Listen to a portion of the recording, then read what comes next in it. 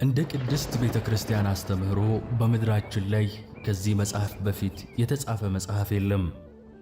ዛሬ ላይ ብዙ ምርምሮችና አያሌ የሴራ ትንተናዎች ከሚከናወንባቸው ሚስጥራዊ መጽሐፍት መካከል ቀዳሚው ነው። ይህን መጽሐፍ ከቤተ ክርስቲያን ቅዱሳት መጽሐፍት ተርታ የምናገኘው ሲሆን ሌላው ዓለምና ቤተ እምነት ግን ከመጽሐፍ ቅዱስ ውስጥ ቆርጦ አስቀርቶታል። ዓለም ዛሬ ድረስ እንቆቅልሽ ከሆኑባት የነ ንፍሌም የመላእክት ተፈጥሮና አጠቃላይ የሥነ ፍጥረትን ምስጢር ቋጥሮ ይዟል። ይህ መጽሐፍን ጠብቆ ለትውልድ ለማሻገር ብዙ ቅዱሳን የደም ዋጋ ከፍለዋል። መጽሐፉን ሸሽገው በረሃ አቋርጠዋል፣ ተራራ ወጥተዋል። ይህን መጽሐፍ ሰርቀው ወደ ሀገራቸው ለመውሰድ ብዙዎች ዕድሜያቸውን ጨርሰዋል። የተሳካላቸው ደግሞ በሀገራቸው የጀግና አቀባበል ተደርጎላቸዋል። ዛሬ የብዙ ምስጢራት መዝገብ የአስደናቂ ታሪኮች ቋጠሮ ስለሆነ አንድ የቤተ ክርስቲያናችን መጽሐፍ ልንነግራችሁ ወደናል። ይህ አካሄዱን ከእግዚአብሔር ጋር አደረገ የተባለለት የቅዱስ ሄኖክ መጽሐፍ የመጽሐፈ ሄኖክ አስገራሚ ታሪክ ነው።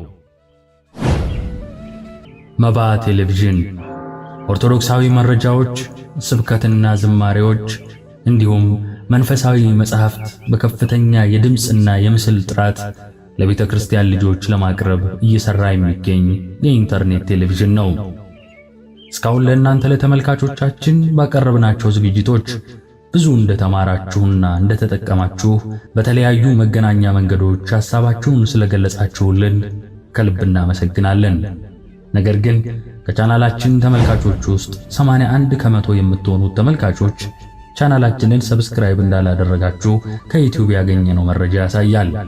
መንፈሳዊ መርሃ ግብራትን አዘጋጅቶ ለተመልካቾች ማድረስ የእናንተ የተመልካቾች ቅንነትና ትብብር ካልተጨመረበት እጅግ አድካሚ ሥራ ነው የሚሆነው። የምትወዷቸውን ዝግጅቶች እኛ ወደ እናንተ ስናደርስ እናንተ ደግሞ ቻናሉን ሰብስክራይብ በማድረግና የደውል ምልክቷን በማብራት እንድትተባበሩ እንጠይቃለን። በያዝነው ዓመት መጨረሻ 100,000 ተከታዮችን ለማፍራት የያዝነውን ዘመቻ በመቀላቀል አገልግሎቱን ደግፉ። ሰብስክራይብ ማድረግና የደውል ምልክቷን ማብራት ለእናንተ ምንም አይነት የገንዘብ የጉልበትና የጊዜ ወጪ የማይጠይቅ ሲሆን ለእኛ ግን ከፍተኛ ጥራት ያላቸውን ዝግጅቶች ወደ እናንተ እንድናደርስ ይረዳናል። አሁኑኑ ሰብስክራይብ በማድረግ ይተባበሩ። እናመሰግናለን። በዓለማችን የሃይማኖትና መንፈሳዊ ታሪኮች ውስጥ የቅዱሳት መላእክትና የርኩሳን መላእክት ታሪክ ቀላል ስፍራ የሚሰጠው አይደለም። ከቀደምት ጥንታውያን መጻሕፍት መካከል የመጀመሪያ የሆነው መጽሐፈ ሄኖክ የተጻፈው የኖህ ቅድመ አያት በሆነው በሄኖክ ነበር። መጽሐፈ ሄኖክ የሰው ልጆች ክፋትንና ተንኮልን ከየት እንደተማሩ ዛሬም ታሪካቸው አከራካሪ ስለሆኑት ግዙፍ ፍጥረታት ወይም ንፍሌም፣ ስለ ባሕርያተ ሥጋ፣ ስለ ጌታችንና አምላካችን ኢየሱስ ክርስቶስ፣ በተጨማሪም ስለ ዓለም መጨረሻና ነገረ ምጽአት እጅግ ውብና ምስጢራዊ ራእዮችን አካቷል።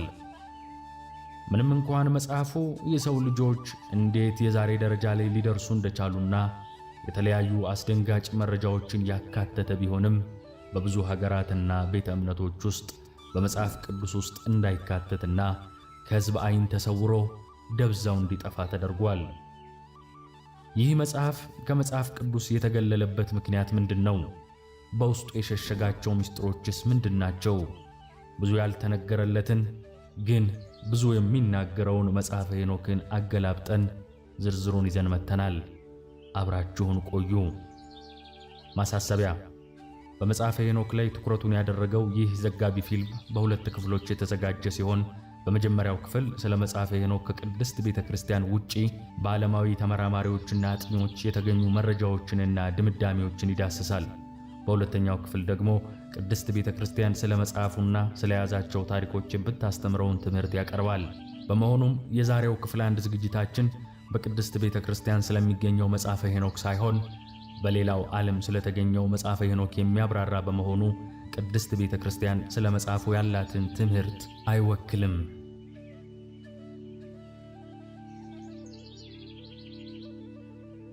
እንደ መጽሐፍ ቅዱስ ሄኖክ በፈጣሪው ታምኖ የቅድስናን ሕይወት የመራ የአዳም የልጅ ልጅ ልጅና የኖህ ቅድመ አያት ነበር።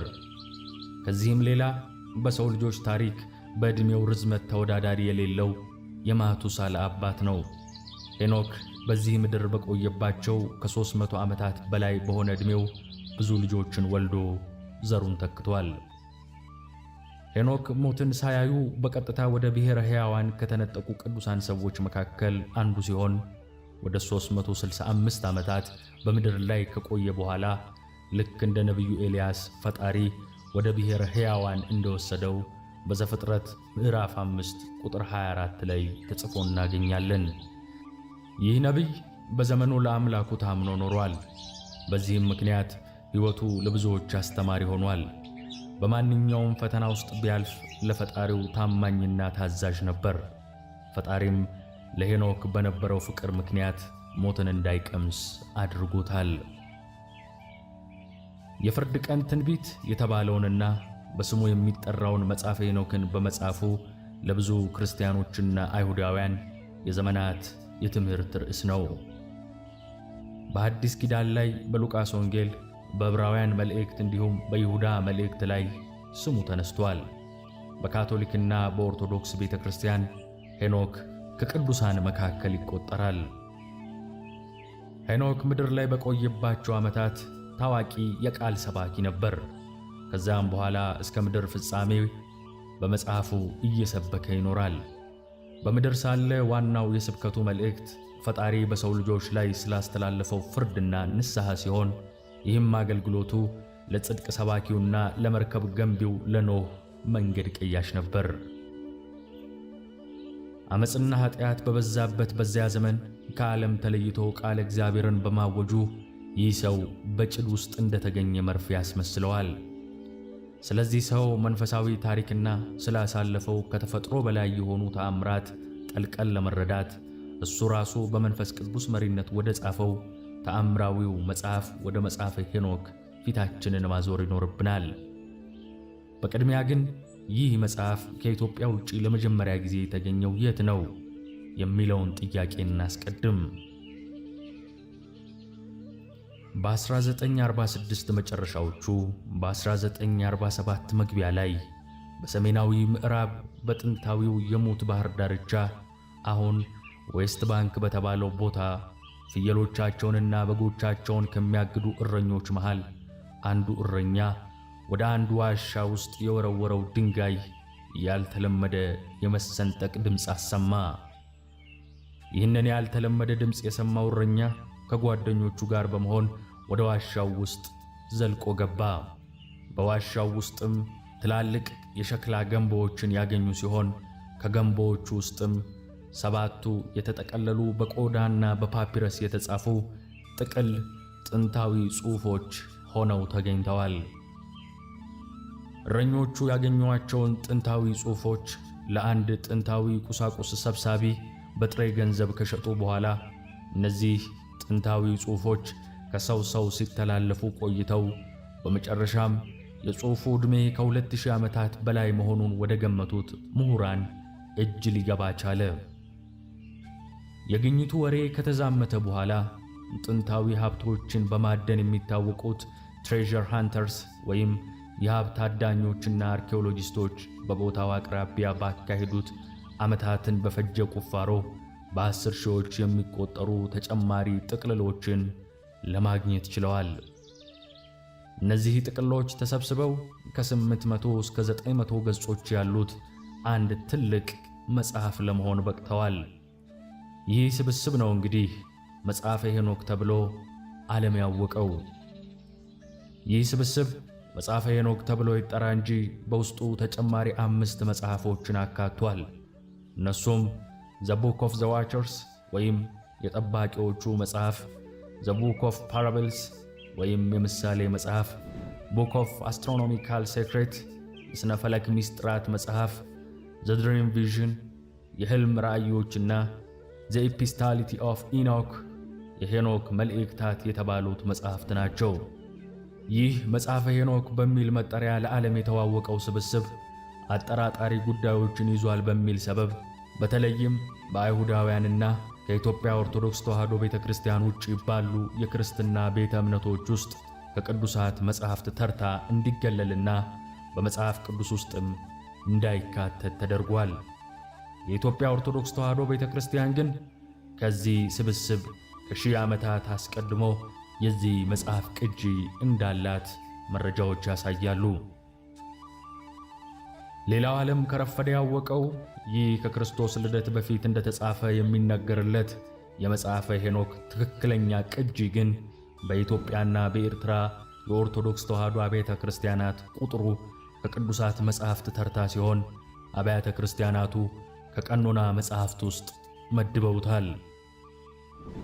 ሄኖክ የአዳም ሰባተኛ ትውልድ መሆኑን ይሁዳ እንደተናገረ በአዲስ ኪዳን ላይ ተጠቅሷል።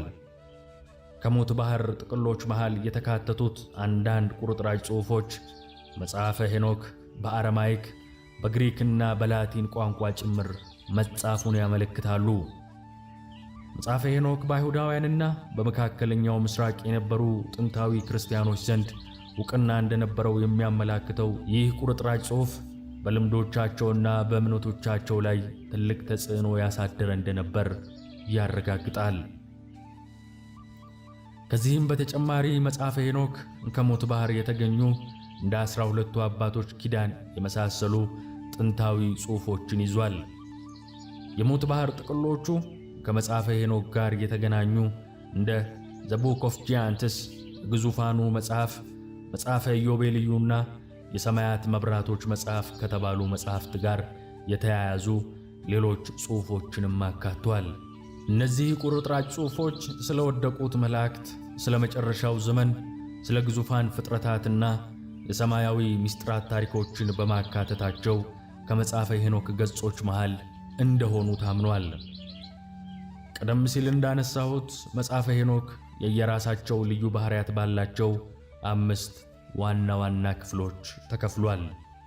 የመጀመሪያው ክፍል ጠባቂዎቹ ስለተባሉት የወደቁ መላእክት ወደ ምድር መምጣትና ከሰው ልጅ ሴቶች ጋር ተገናኝተው ራእይንት ወይም ኔፍሌም የተባሉ ግዙፍ ፍጥረታት መፈጠራቸውን ያወሳል። በወደቁት መላእክትና በዘሮቻቸው ላይ በፈጣሪ ስለተላለፈባቸው ፍርድም በዚሁ ክፍል ተገልጿል። ሁለተኛው የመጽሐፈ ሄኖክ ክፍል መጽሐፈ ምሳሌ የሚባለው ሲሆን ጠቢቡ ሰለሞን ከጻፈው መጽሐፈ ምሳሌ ጋር የስም መመሳሰል ብቻ አለው።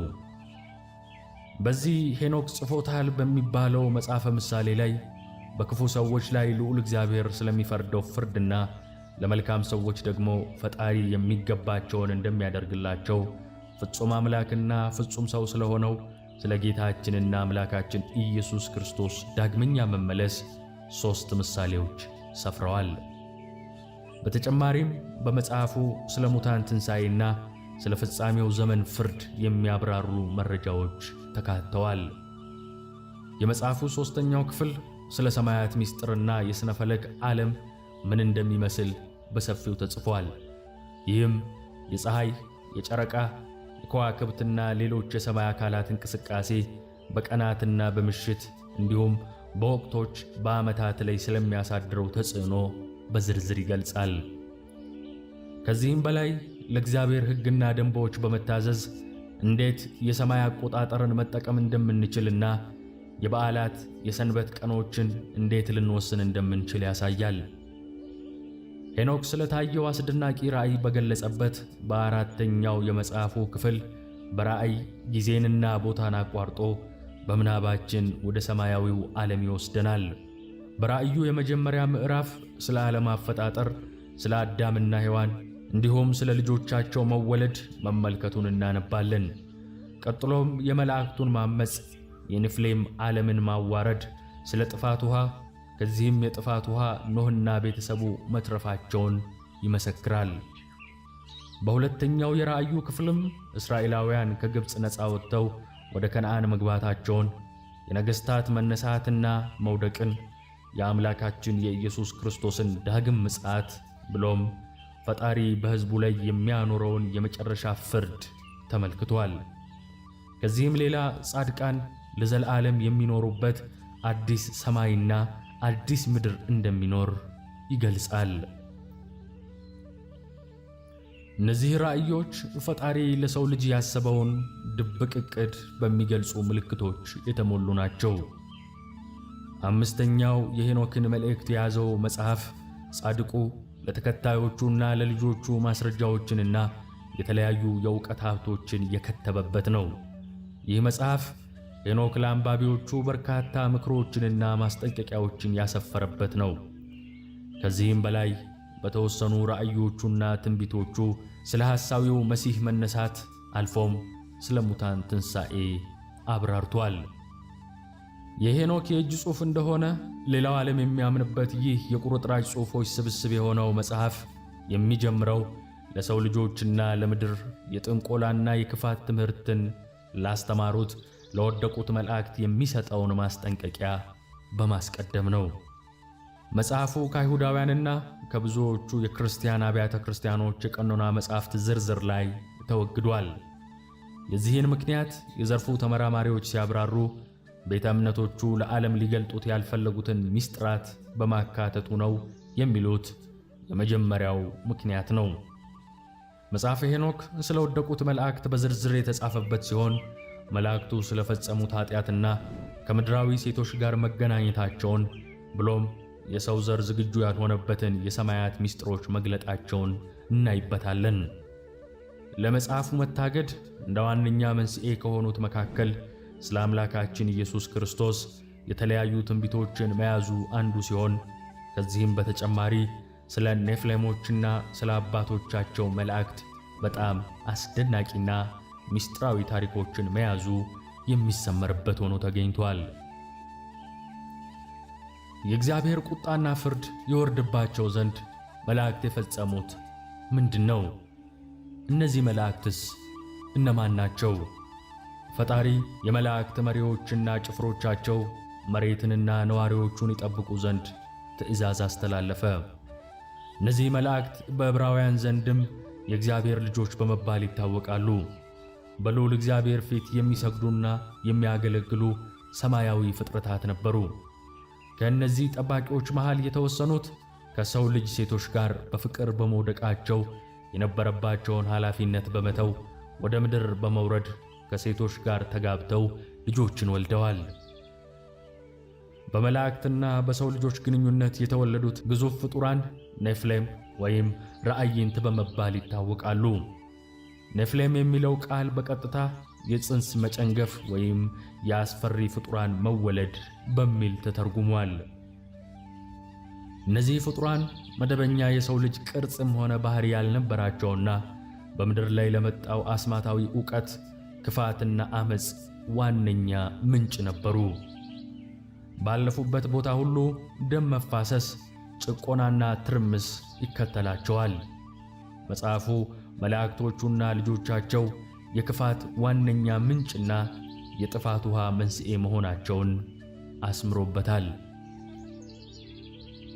ጠባቂዎቹ የተባሉት እነዚህ መላእክት የፈጣሪን ትእዛዝ በመተላለፋቸው ብቻ ሳይሆን መኖሪያቸውን ሰማይን ትተው ከሰው ልጆች ጋር በመርከሳቸው ብሎም ለዘሮቻቸውና ለሰው ልጆች የጦር መሳሪያና የጦርነት ስልቶችን፣ ሰማያዊ ጥበብን፣ ጥንቆላና ሟርትን እንዲሁም የተለያዩ የተከለከሉ ጥበቦችን ለሰው ልጆች እንዳስተማሩ መጽሐፉ አጋልጧል። በተጨማሪም እነዚህ መላእክት የፍጥረትን ተፈጥሯዊ ዘረመል የመቀየጥና የማዛባት ኃጢአትን ለዓለም አስተዋውቀዋል። ፈጣሪም በድርጊታቸው በማዘን የፍርድ ቀን እስኪመጣ ስቃይ በበዛበትና በጨለማው በጥልቁ ስፍራ ያስሯቸው ዘንድ የቅርብ ተጠሪዎቹን እንደ ቅዱስ ሚካኤል፣ ቅዱስ ገብርኤልና ቅዱስ ኡራኤል ያሉትን ሊቃነ መላእክት ወደ ምድር ላካቸው። ቀጥሎም ኔፍሌሞችንና አጋሮቻቸው የሆኑትን የሰው ልጆችን መላው ምድርን በሚሸፍን ታላቅ ጎርፍ እንዲጠፉ ወሰነ። በዚህ ጊዜ ፈጣሪ መርከብ ሰርቶ ከፍጡራን ሁሉ ጥንድ ጥንድ እንዲያተርፍና ቤተሰቡን ከሚመጣው አደጋ ይታደግ ዘንድ ጥፋት የሌለበትን ጻድቁን ኖህን መረጠው። በመጽሐፉ ላይ ጥናት ያደረጉ የዓለም ምሁራን እንደሚሉት በመጽሐፈ ሄኖክ የምናገኘው ጠባቂዎች የተባሉት የመላእክትና የኔፍሌሞች ታሪክ በመጽሐፍ ቅዱስ በዘፍጥረት ምዕራፍ 6 ላይ ካለው ታሪክ ጋር ተመሳሳይነትም ሆነ ልዩነት እናይበታለን። በዘፍጥረት ምዕራፍ 6 ላይ ስለ መላእክቱና ስለ ሰው ልጆች ብዙ ማብራሪያ ወይም ዝርዝር የሌለው አጭር ታሪክ ተጠቅሷል። ስለ ኔፍሌሞችም በጥቂቱ የተነሳ ቢሆንም ስለ አመጣጣቸውና ስለ ተፈጥሯቸው ብዙ መረጃዎችን አይሰጥም። ዘፍጥረት በአብዛኛው ትኩረቱን ያደረገው ስለ ሰው ልጆች ክፋትና ፈጣሪ በፍጥረቱ መጸጸቱ ላይ ነው። እንደ መጽሐፈ ሄኖክ ገለጻ የውሃ ጥፋትም ለሥጋ ለባሽ በሙሉ እንደ ቅጣት ሆኖ የተቀመጠ ሲሆን ቅጣቱ ለመላእክቱ ዘሮች ብቻ ሳይሆን ለመላእክቱና አብረዋቸው ለተኙት ሴቶች ጭምር ነበር። አንዳንድ ዓለማዊ ምሁራን እንደሚጠቁሙት ከሆነ መጽሐፈ ሄኖክ የዘፍጥረት መጽሐፍ ማስፋፊያ ወይም ትርጓሜ ነው። ሌሎች ደግሞ ጽሑፎቹ በብዙዎች ዘንድ ይነገር የነበረና የተስፋፋ ጥንታዊ የመካከለኛው ምስራቅ ወግ ከመጠቆም የዘለለ ፋይዳ እንደሌለው ይናገራሉ።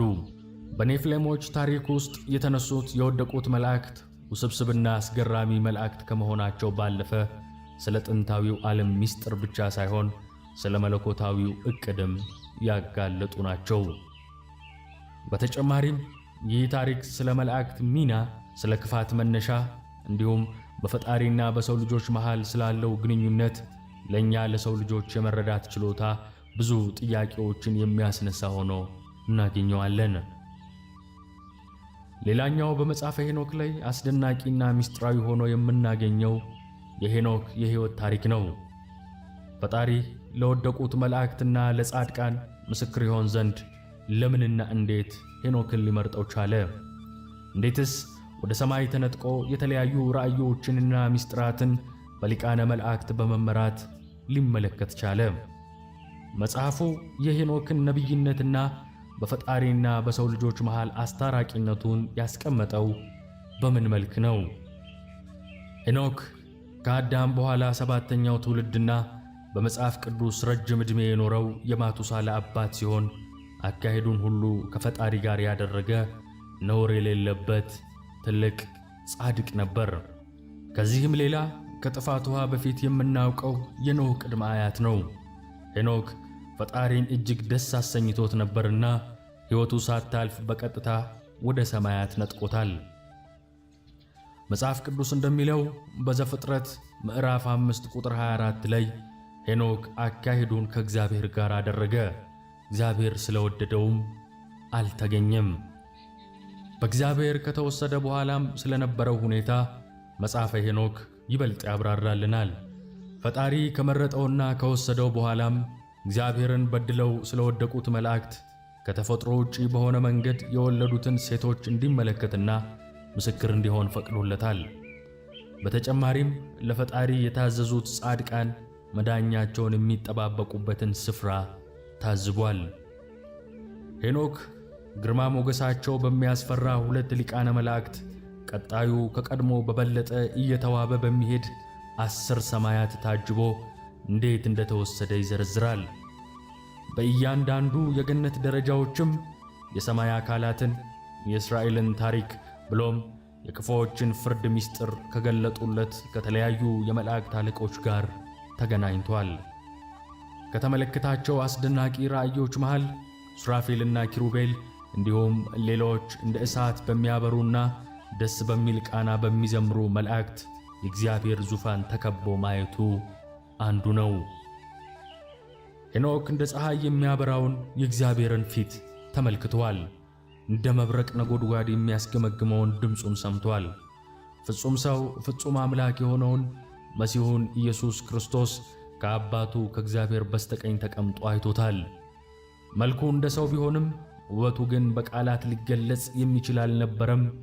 በሕያዋንና በሙታን ላይ ፍርድ የሚያስተላልፈው ብሎም የሁሉም ነገር ወራሽ ኢየሱስ መሆኑን ለሄኖክ ነግሮታል።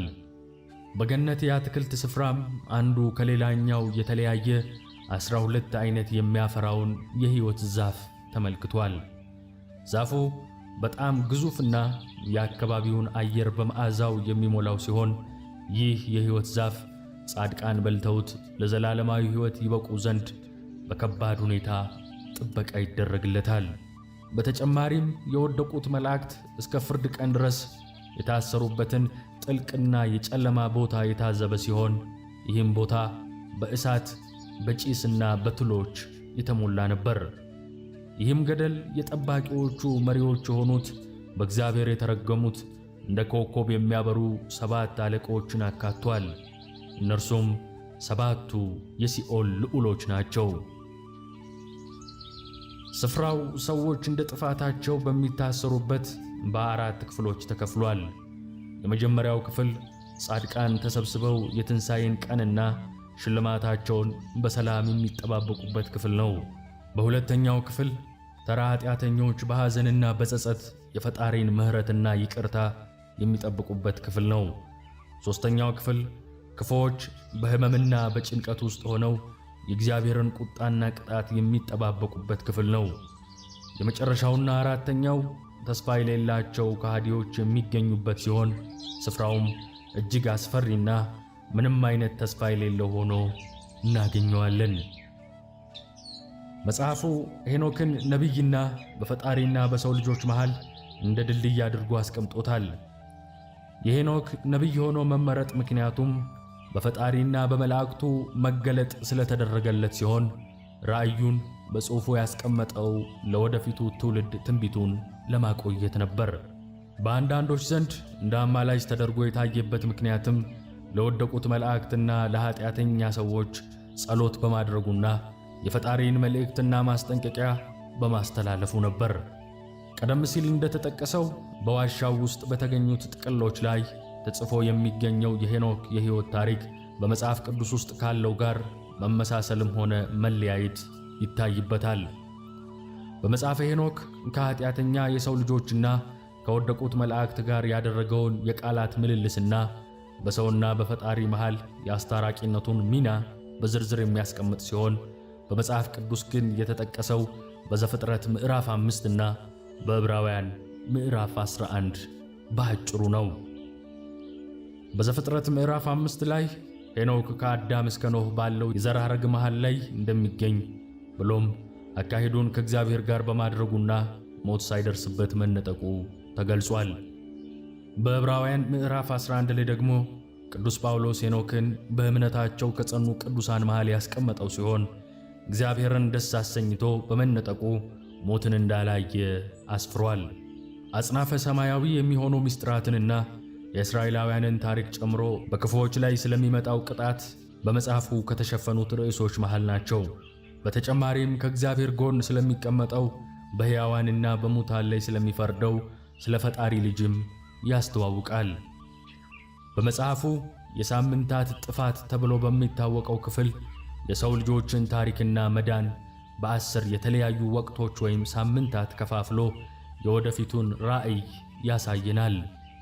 የእያንዳንዱም ሳምንታት ጉልህ ክስተቶችና ባህሪያት እንደሚከተለው ጠቅለል ባለ ሁኔታ ተቀምጠዋል። በመጀመሪያው ሳምንት ላይ ፍርድና ጽድቅ በጸኑበት በሰባተኛው ቀን ሄኖክ ተወለደ። በሁለተኛው ሳምንት ከሄኖክ ዘመን በኋላ ታላላቅ ክፉ ነገሮች ተነሱ። ከቅጣቱም አንድ ሰው ተረፈ፣ እርሱም ኖህ ነው። ከውሃ ጥፋቱም በኋላ ይህ ሰው የኖህ ቃል ኪዳን የተባለ ለኃጢአተኞች የሚሆን ሕግ አወጣ። በሦስተኛው ሳምንት አንድ ሰው የጽድቅ ተክል ተብሎ ተመረጠ። ሁለተኛውም ሰው ዘላለማዊ የጽድቅ ተክል ተብሎ ተሰየመ። የመጀመሪያው ሰው አብርሃም ሲሆን ሁለተኛው ሰው ደግሞ ሙሴ ነው። በአራተኛው ሳምንት የጥንታዊ ጻድቃን ራእይ ይታያል፣ ሕግም እንደ አጥር ሆኖ ይቆማል።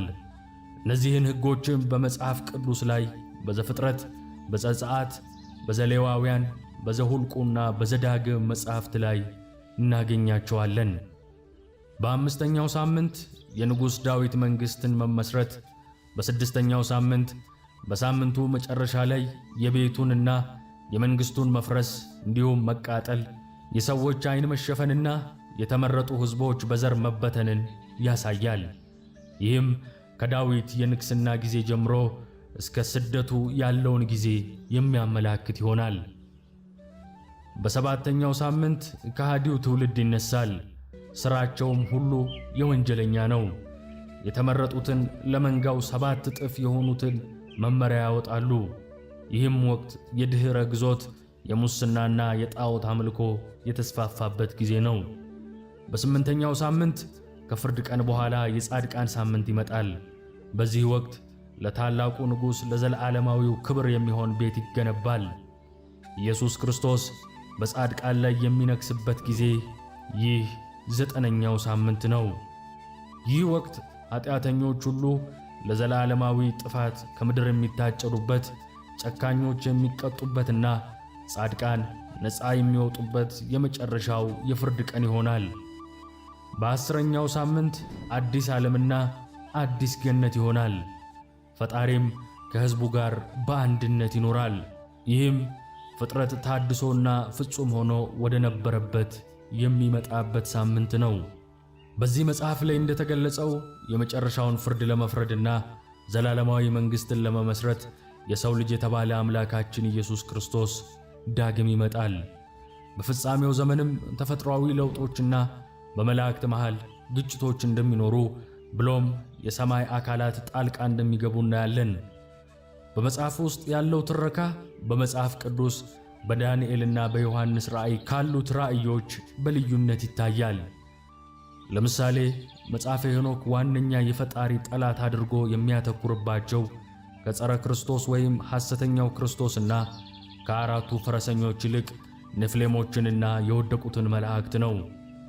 በተመሳሳይ ሁኔታ መጽሐፉ የሙታንን ትንሣኤ ባያነሳም መጥፎች ከመልካሞች እንደሚለዩ ተርኳል።